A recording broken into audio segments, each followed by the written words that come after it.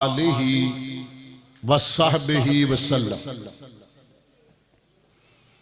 اللہم صلی علی محمد وعلی آل محمد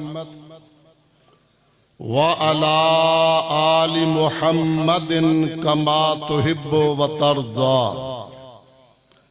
اما بعد فاعوذ باللہ السمیع العلیم من الشیطان الرجیم۔ رب اشرح لی صدری ویسر لی امری واحلل عقدۃ من لسانی یفقہوا قولی۔ رب زدنی علما رب زدنی فہما۔ قال اللہ تبارک و تعالی فی کلامہ المجید: النبی اولا بالمؤمنین من انفسہم۔ نبی مکرم رسول معظم جناب محمد صلی اللہ علیہ وآلہ وصحبہ وسلم مومنوں کو اپنی جانوں سے بھی زیادہ پیارے ہیں۔ سرور کونین علیہ السلام نے فرمایا: لا یؤمن احدکم حتی اکون احب الیہ من ولدہ ووالدہ والناس اجمعین۔ لوگو، تم میں کوئی بندہ اس وقت تک مومن نہیں بن سکتا جب تک اپنے والدین، اپنی اولاد اور پوری دنیا کے لوگوں سے بڑھ کر میرے ساتھ محبت کرنے والا نہ بن جائے۔ معزز علماء، مہمانان گرامی، قابل قدر، قابل تعظیم بزرگوں، بھائیوں، دوستوں، عزیزوں، عزت و احترام کے لائق اسلامی روحانی ماؤں، بہنوں، بیٹیوں، میں آپ کے اور جماعت کے عظیم خطیب پاکستان مولانا عبداللہ نثار حفظہ اللہ تعالی، جو میرے برادر مکرم ہیں، ان کے درمیان زیادہ دیر حائل نہیں رہنا چاہوں گا۔ مقام شکر ہے کہ یہ کانفرنس ایسے اہم موقع پہ منعقد کی گئی جب وطن عزیز کو اس کی ضرورت تھی اور ہے۔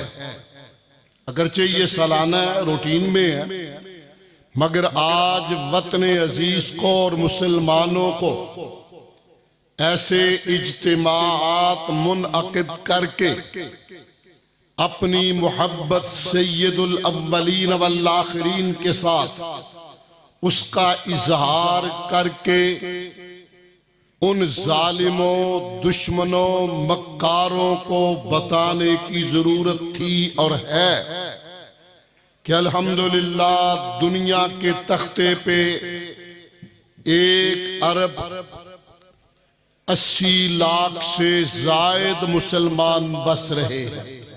1.25 ارب سے بھی یہ زیادہ بن جاتے ہیں۔ اور مقام حیرت ہے کہ اتنے مسلمانوں کے ہوتے ہوئے بھی وطن عزیز بھی فتنوں کا شکار ہو۔ کبھی ختم نبوت پہ کوئی ڈاکہ ڈالنے آ جائے، اور کبھی کوئی اصحاب رسول پہ منہ کھولنے آ جائے، اور اب حرمت رسول کا جھنڈا اٹھانے والا شاعر اسلام کی تضحیق اور توہین کرنے پہ آ جائے۔ مقام افسوس ہے۔ حضرات ذی وقار پھر بین الاقوامی طور پہ کبھی ڈنمارک میں اور کبھی فرانس میں، پھر فرانس کا صدر چند ووٹوں کی نیت سے ووٹوں کے حصول کے لیے اپنی عاقبت بھی تباہ کر رہا ہے اور پوری دنیا کے مسلمانوں کی پھٹکار بھی برداشت کر رہا ہے۔ جس ظالم نے، فرانس کے صدر نے یہ کہا اظہار آزادی رائے کے نام پہ حضرات اس موقع پہ ہمیں بیدار ہونا ہوگا، اسلامی سربراہوں کو بھی ہلانا ہوگا۔ مجھے یقین کامل ہے، بڑا مختصر ٹائم لینا چاہوں گا۔ الحمدللہ ثم الحمدللہ، میری مٹی میں نبی سے وفا بھی ہے، نبی سے پیار بھی ہے۔ حضرات ذی وقار، صرف ایک حدیث آج کی مجلس میں عرض کروں گا، معروف آپ جانتے ہیں، حضرت عبداللہ رضی اللہ عنہ وہ راوی ہیں، وہ بیان کرتے ہیں کہ عجیب ایک سما تھا، کمال کی گھڑی تھی۔ کننا مع النبی صلی اللہ علیہ وسلم، ہم سرور کونین صلی اللہ علیہ وسلم کے ساتھ سفر کر رہے تھے۔ وَهُوَ آخِذٌ بِيَدِ عمر بن الخطاب، سرور کونین علیہ السلام نے حضرت عمر کے ہاتھ کو اپنے دست رحمت میں پکڑا ہوا تھا، اور جناب عمر فاروق رضی اللہ عنہ فرماتے ہیں کہ میں نے حضور کے ہاتھوں کی حلاوت، تراوت، نور اور سرور اپنے وجود میں کچھ اس طرح محسوس کیا کہ میں خوشی سے جھومنے لگ گیا، اور میں نے کہا پیارے لَأَنْتَ أَحَبُّ إِلَيَّ مِن كُلِّ شَيْءٍ إِلَّا مِن نَفْسِي۔ کھرے لوگ ہیں، جو منہ زبان پہ ہے وہی دل میں ہے۔ کہا آپ سارے جہان سے مجھے زیادہ عزیز اور پیارے ہیں سوائے جان کے۔ جان واقعی بڑی پیاری ہوتی ہے، مثالیں نہیں دوں گا اس وقت، میں دائیں بائیں جا کے وقت زیادہ نہیں لگانا چاہتا۔ خیال تھا جناب عمر فاروق رضی اللہ عنہ کا، میں نے بڑی بات کی اور بات ہے بھی بڑی، کہ آقا آپ سارے جہان سے زیادہ عزیز و اقارب سے بڑھ کر مجھے پیارے ہیں۔ آپ نے فرمایا لا والذی نفسی بیدہ حتی اکون احب الیک من نفسک۔ صحیح بخاری۔ نا عمر، اس کبریا کی قسم جس کے ہاتھ میں میری جان ہے، اس وقت تک تیرا ایمان مکمل نہیں ہوگا جب تک اپنی جان سے بڑھ کر بھی مجھے پیارا اور عزیز نہ بنا۔ حضرات، ہم جلسے سنتے ہیں، سر دھنتے ہیں، خوش ہوتے ہیں، سبحان اللہ کہتے ہیں، نعرے لگاتے ہیں، لا ریب کوئی شک نہیں، ایمان کو جلا ملتی ہے، ایمان کو روشنی ملتی ہے، ایمان کو تازگی ملتی ہے ان خطابات سے، علماء کے اس واعظ اور گفتگو سے، مگر بہت تھوڑا طبقہ ایسا ہے۔ ابھی میری جماعت کے ترجمان بڑے اچھے لہجے اور انداز میں میرا منہج نصب العین اور پیغام آپ تک پہنچا رہے تھے۔ بہت تھوڑے لوگ ہوتے ہیں جو ایک مسئلہ سنے، پتا چلے یہ سرور کونین علیہ السلام کی سنت ہے، اسی مجلس میں اسی گھڑی کہہ دیں کہ آج کے بعد میں حضور کی سنت کے مطابق چلوں گا۔ ہے انکاری نہیں میں، مگر ریشو بہت تھوڑی ہے، بہت تھوڑی ہے۔ میں جتنی کم سے کم فیصدی لگاؤں حق ہے، مگر حضرات اس علاقہ کے باشعور اور غیور لوگوں، اس بوڑھے آسمان نے ایک ایسی جماعت بھی دیکھی جو اپنے محبوب کے چہرہ پر انوار کی سلوٹیں دیکھ کے بھی بدل جایا کرتے تھے۔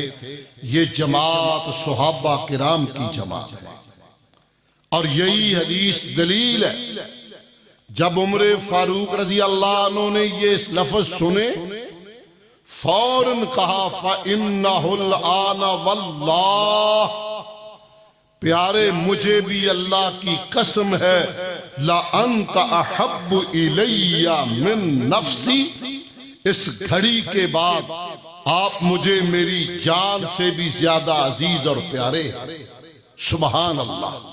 اسی لمحے، اسی مجلس میں، اسی گھڑی آپ نے قسم اٹھا کے بات کی، عمر فاروق نے بھی قسم اٹھا کے بات کی۔ آپ نے فرمایا الآن یا عمر، عمر اب بات بنی۔ حضرات بلا شبہ بحیثیت مسلمان ہمیں ساری کائنات سے بڑھ کر محبوب مدنی سے محبت کرنی چاہیے، آپ کی محبت کو دل میں بسانا چاہیے۔ ہم اہل سنت اور اہل سنت میں ممتاز طبقہ اہل الحدیث الحمدللہ، ہمارا منہج ماوا ملجا ہے ہی حب رسول۔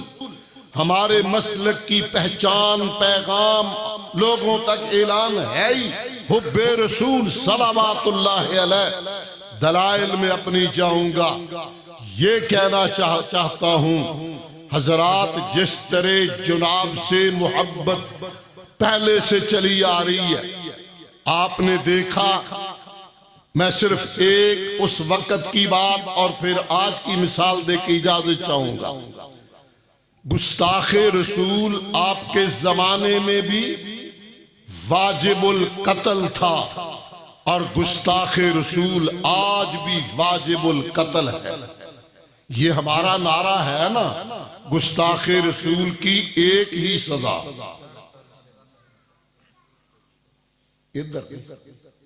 گستاخ رسول کی ایک ہی سزا، سر تن سے جدا، سر یعنی توڑ لا کے پرے سٹو۔ حضرات ذی وقار آپ نے ایک وفد بھیجا، بہت بڑے یہودی سردار نے آپ کی تضحیک اور توہین کی تھی۔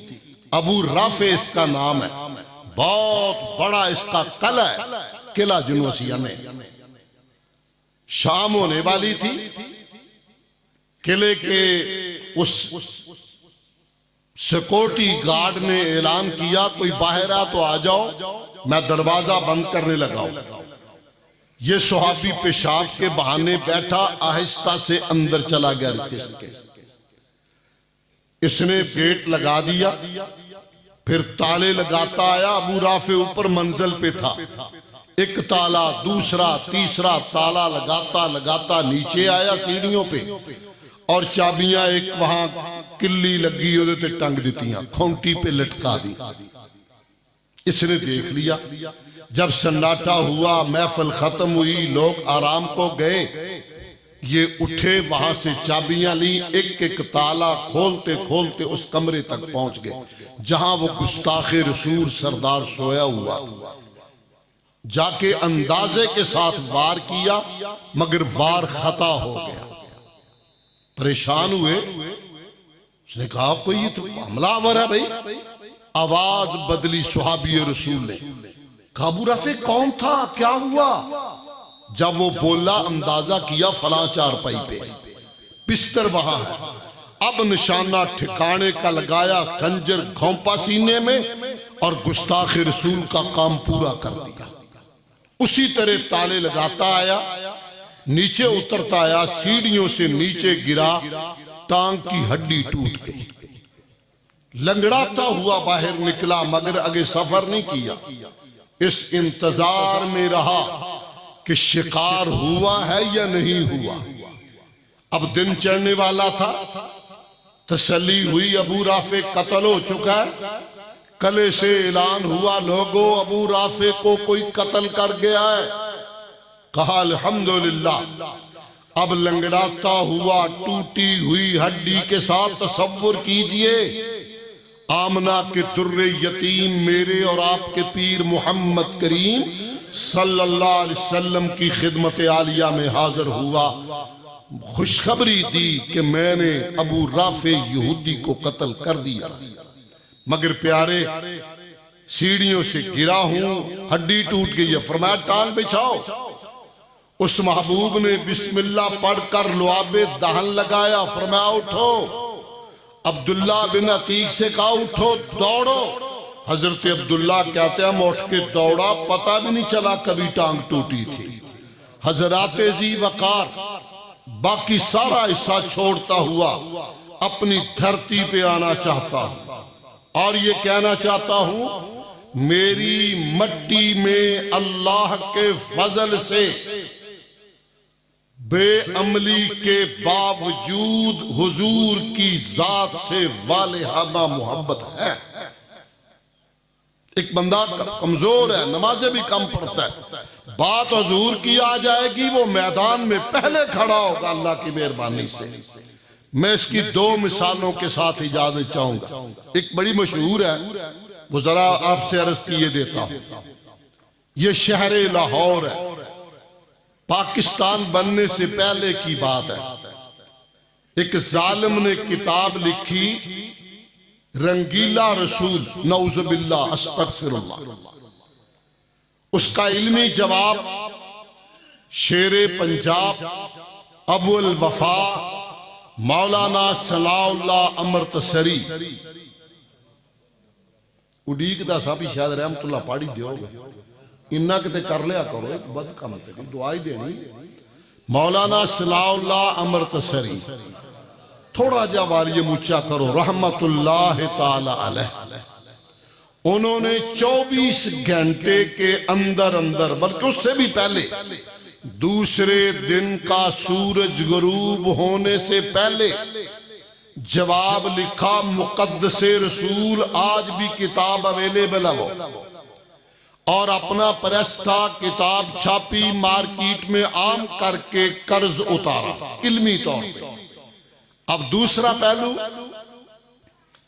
ایشیا کا چوٹی کا خطیب ہے، شہر لاہور ہے، مجمع کثیر ہے، حب رسول پہ بات کرتے ہوئے فرمایا اور لاہور کے غیور لوگوں ہے کوئی جوان؟ نعرہ تکبیر، مولانا پروفیسر عبدالرزاق ساجد صاحب، ماشاءاللہ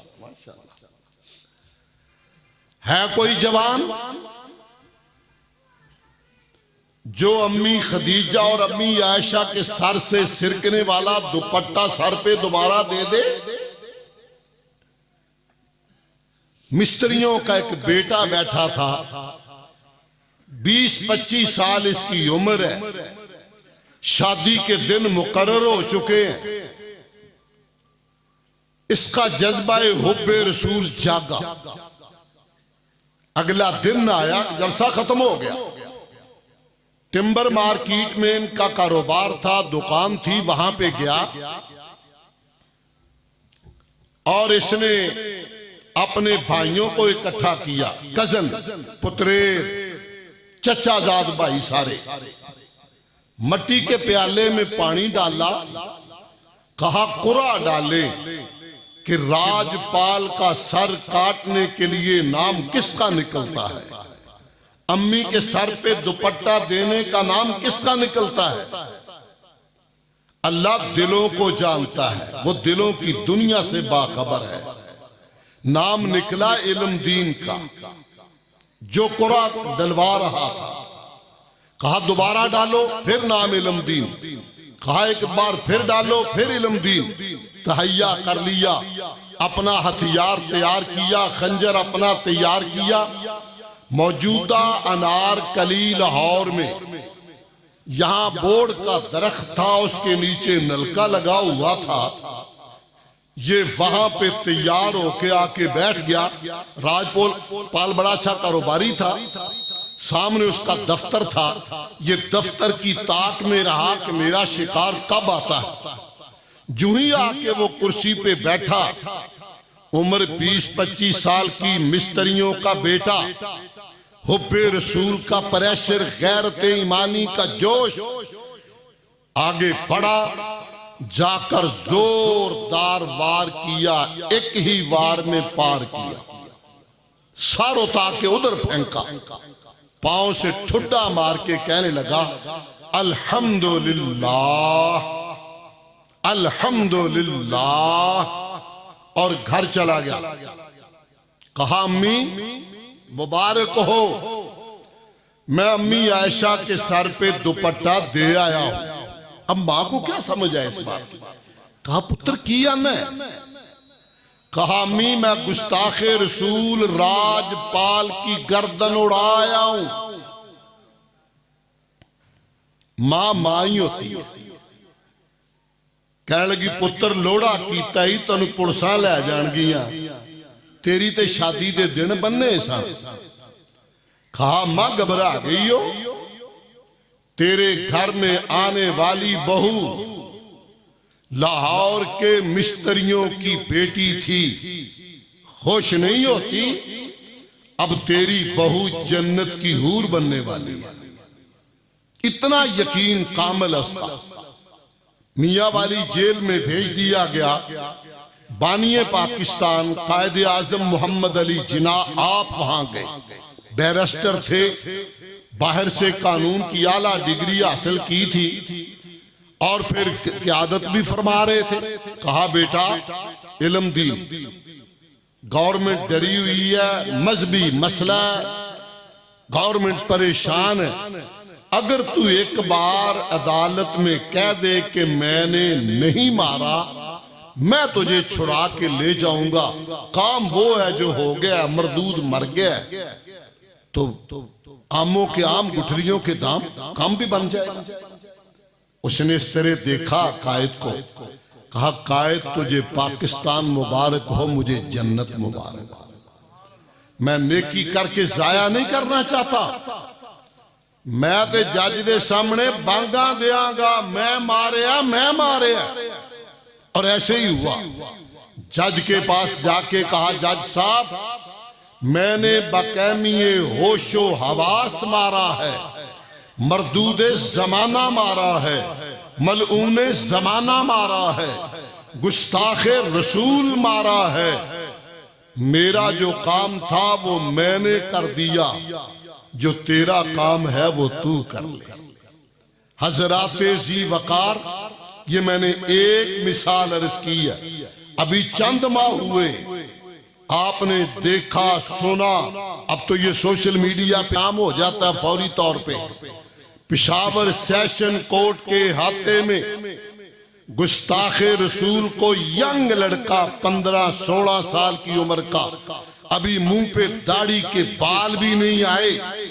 یہ اندر کیا غیرت ایمانی جذبہ حب رسول سے اور گستاخ رسول کو سیشن کورٹ میں جہاں بڑا حصار ہوتا ہے پولیس ہوتی ہے سیکورٹی ہوتی ہے انتظام ہوتا ہے وہاں جا کر جذبہ حب رسول سے وہ کام کر دیا.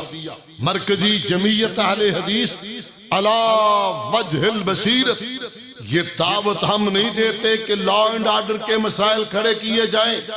ہم خود ہی ان کی گردنیں اڑائیں. الحمدللہ میرے دیش میں 295 کا قانون موجود ہے.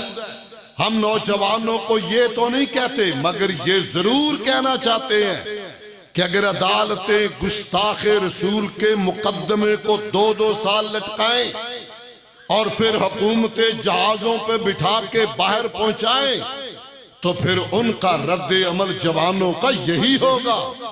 ہم ان جوانوں کو محمدی سپہ سالاروں کو محمدی پروانوں کو کب تک روک سکتے ہیں اور کب تک ان کو روکا جا سکتا ہے؟ میری مٹی میں حضور سے محبت تھی ہے اور انشاءاللہ رہے گی. آپ کو بیدار ہونا پڑے گا. آپ کو ذرا ہوشیار ہونا پڑے گا. آپ کو جاگنا پڑے گا. ایمان ابھی دیکھو دوسرا مسئلہ بھی چل رہا ہے. گستاخان صحابہ نے زبانیں کھولی ہے. اہل الحدیث اہل سنت بھائیوں بیدار نہیں ہوگے تو داستان تک نہ رہے گی تمہاری داستانوں میں. یہ ٹرننگ پوائنٹ ہے. آئیے منظم ہو جائیے. مرکزی جمعیت اہل حدیث کے ساتھ ملیے. بزرگ ہیں تب بھی نوجوان ہیں تب بھی اور جماعت کی چھتری میں منظم ہو کر گستاخان رسول کے خاتمے کے لیے قدم بڑھائیے. آپ اس کے لیے تیار ہیں؟ ہاتھ چوک کے تسلی دعا. دیکھو منو انشاءاللہ تو بڑا ٹھنڈا لگا، باقی تے ٹھیک ہے، ٹھیک ہے، ٹھیک ہے۔ ذرا کٹھا نہیں نہ ہوندہ تے واری واری ہوندہ پورا پیا، ہوندہ پورا پیا۔